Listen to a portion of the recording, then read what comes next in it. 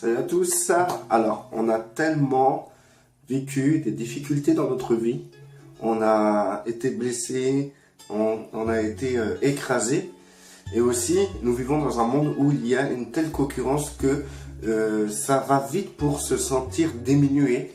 Donc, on a été beaucoup diminué depuis notre enfance jusqu'à aujourd'hui. Et c'est pour cela que lorsque une personne vient en Christ, ce qu'elle recherche, c'est la puissance. C'est être une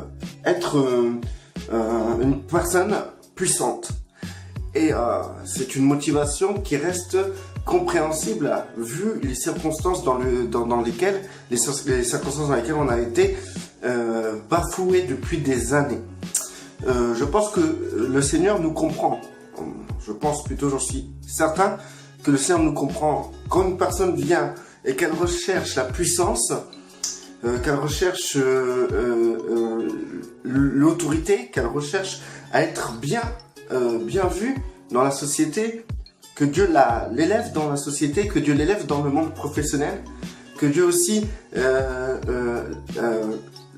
amène sa famille, la famille de la personne à considérer que la personne est dans la vérité, que la personne est comme le héros de la famille, quoi. Si les gens ont cette motivation au fond d'eux, on ne peut pas dire que c'est méchant, c'est mauvais. C'est quelque chose qui est purement égoïste. Certes, c'est quelque chose qui appartient à l'ego, mais on peut comprendre pourquoi les gens sont comme ça.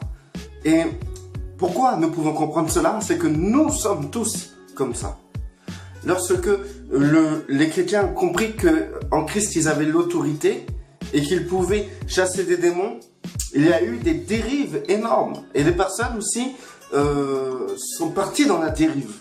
Se sentir, avoir la capacité de chasser des démons, ça amène un plaisir tel qu'on se sent élevé par rapport au rabaissement qu'on a toujours vécu.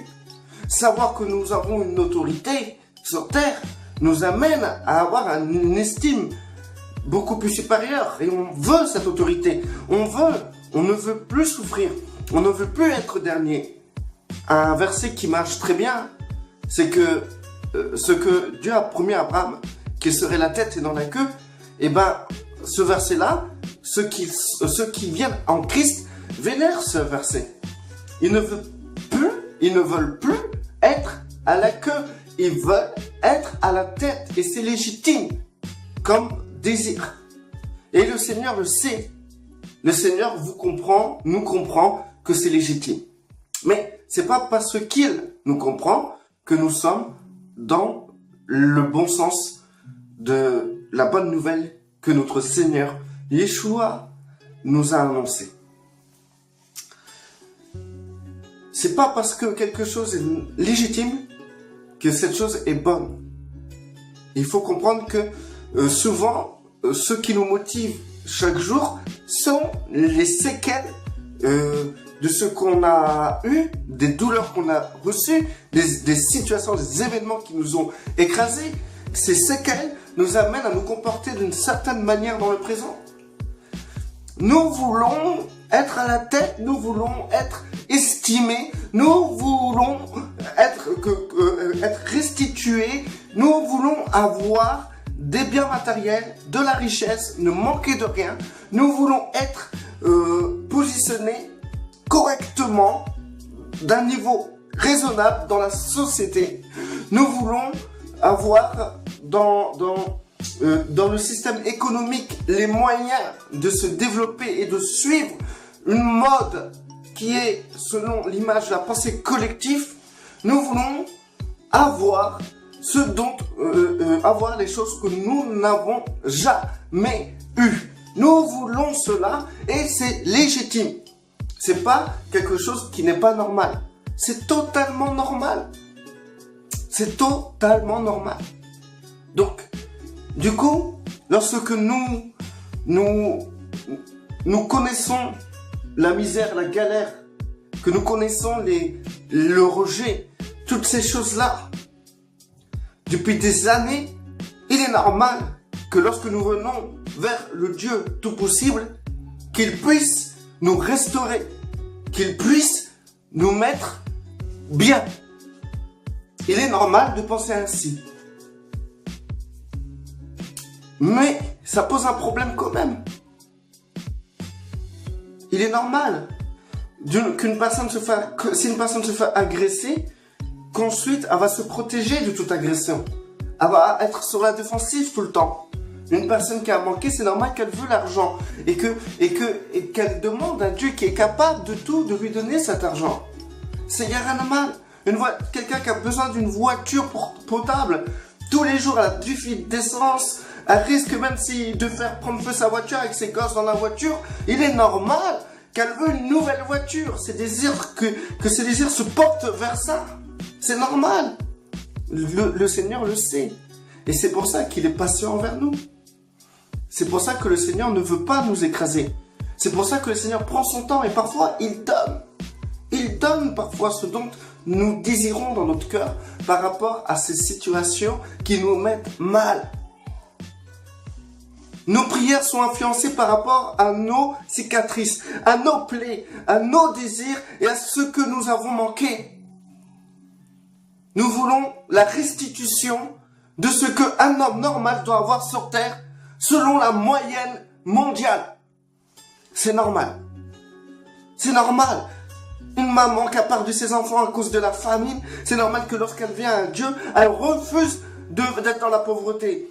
Et elle va dans des assemblées, dans des églises qui vont prêcher la prospérité. C'est normal. Tout à fait normal. C'est des réactions qui sont tout à fait normales. Mais cela nous enlève toute la puissance de Dieu dans nos vies. Pourquoi ? Parce que en fait, au lieu de chercher que Dieu soit fort en nous, nous cherchons à être forts en Dieu.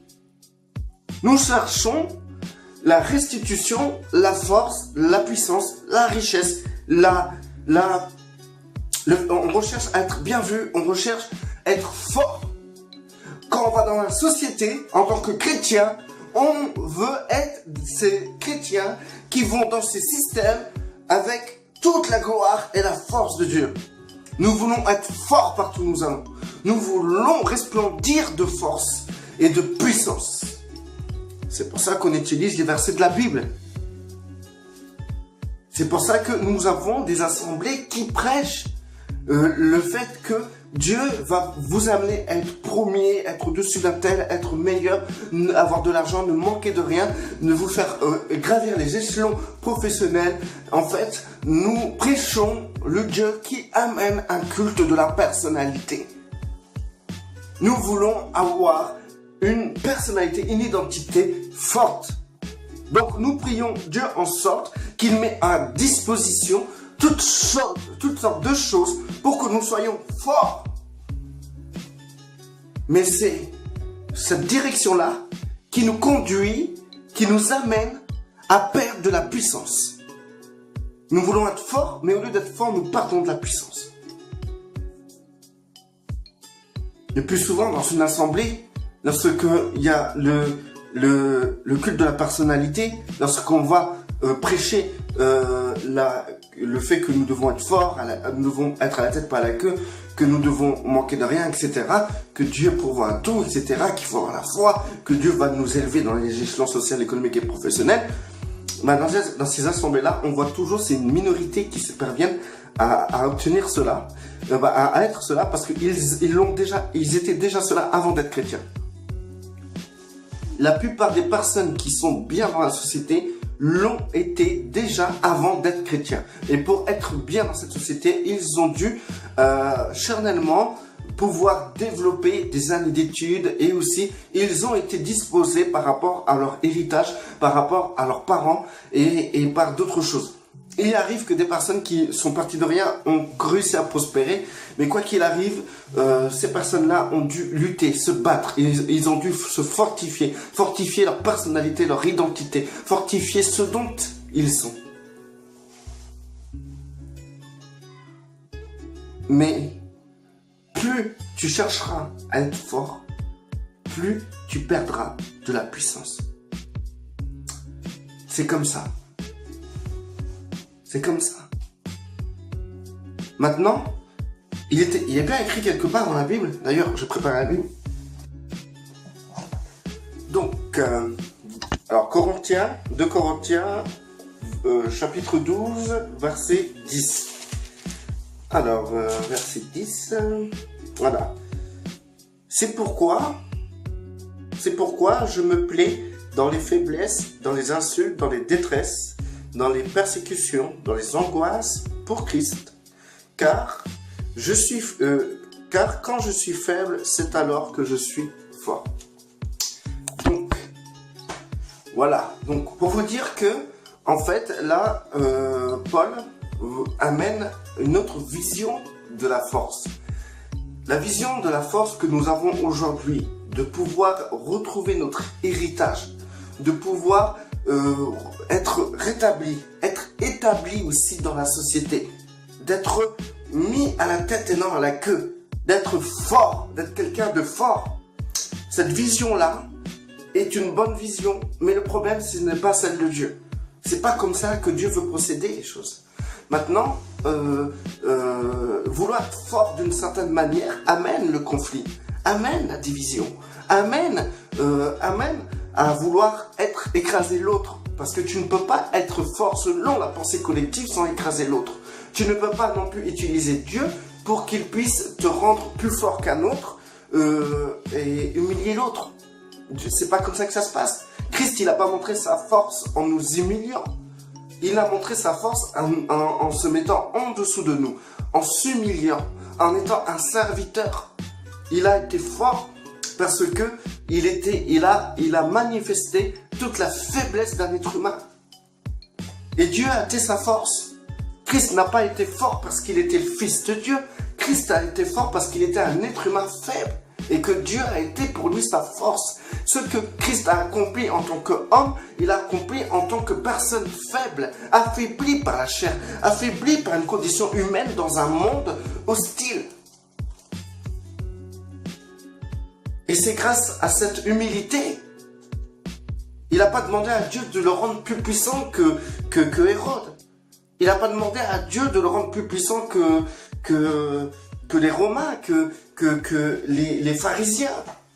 Il a simplement été devant Dieu un serviteur dans sa faiblesse pour que Dieu lui-même soit sa force.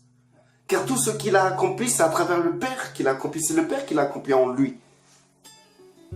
Ça demande à rien à voir avec ce que nous demandons à Dieu aujourd'hui, ce que nous voulons avoir de Dieu, ce que nous attendons de Dieu.